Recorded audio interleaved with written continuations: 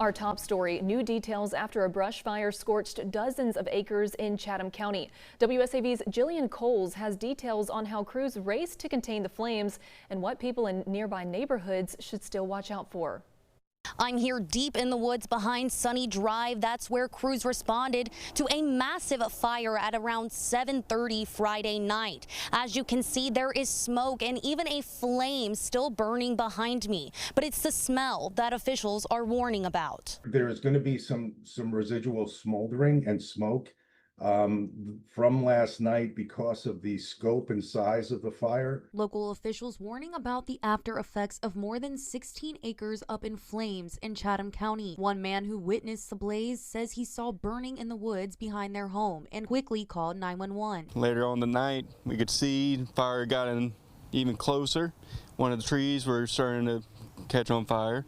It got climbed up it and everything, and then called the fire department again. Chatham County Fire Department officials say they thought it was a planned controlled burn, but quickly realized otherwise. When they got on scene, they saw visible smoke, and after doing more of a better inspection, once they were on scene, realized that it was pretty good fire that was encompassing a large area. While Chatham County Fire set up a 40-acre perimeter to contain the fire, the Georgia Forestry Commission worked to maintain the spread to nearby buildings and homes. We pulled a fire break and secured all the structures, and then continued to plow fire line around the active fire. Officials say the fire is completely under control now, but West Side residents will smell the smoke for a little longer.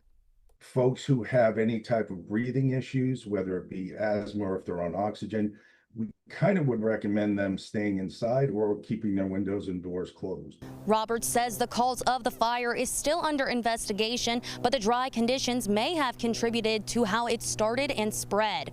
Officials also remind anyone planning a controlled burn to check with the Georgia Forestry Commission for guidelines first.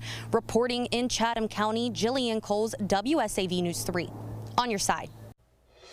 New at 6, a traffic stop in Hampton County takes a dangerous turn after deputies say a car carrying multiple guns fled the scene. One person is now in custody while another remains on the run.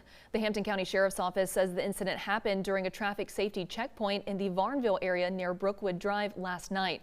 Deputies say the car initially stopped, but while speaking with the people inside, they noticed multiple high-capacity firearms in plain sight.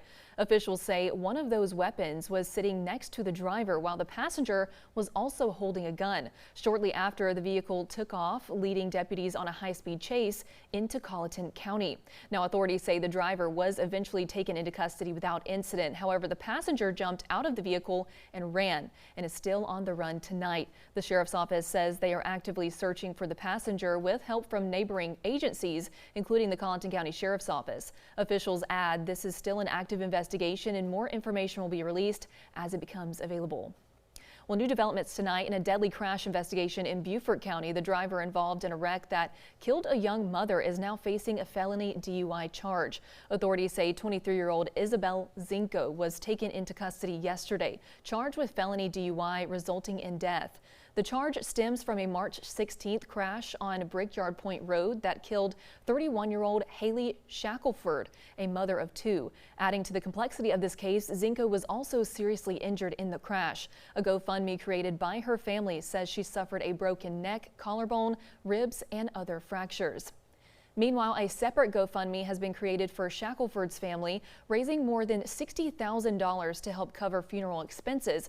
Authorities say the investigation is ongoing. Any additional details could be released in the coming days. And an overnight fire in Pooler leaves 3 people displaced after flames spread from a vehicle to a mobile home. Pooler Fire Rescue responded to a fire early this morning on South Rogers Street.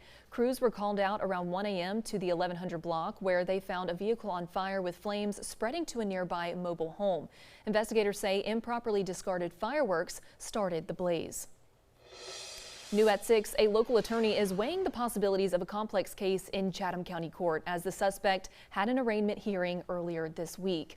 We're talking about the Whitmarsh Island Walmart stabbing back in October 2025 that killed 18-year-old J.T. Schroeder. The suspect, 49-year-old Delano Middleton, pled not guilty Wednesday. According to police, the stabbing happened after the teen reportedly kicked Middleton's shopping cart as he was leaving the store. Schroeder was taken to a local hospital where he was pronounced dead after 5 days.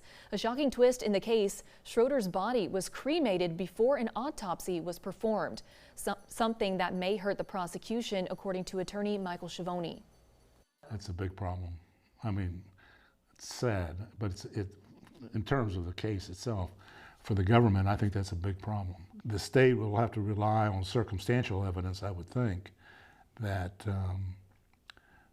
that whatever occurred in the park, it was in the parking lot, I think, whatever occurred at that time directly caused the death without the use of the forensic pathologist.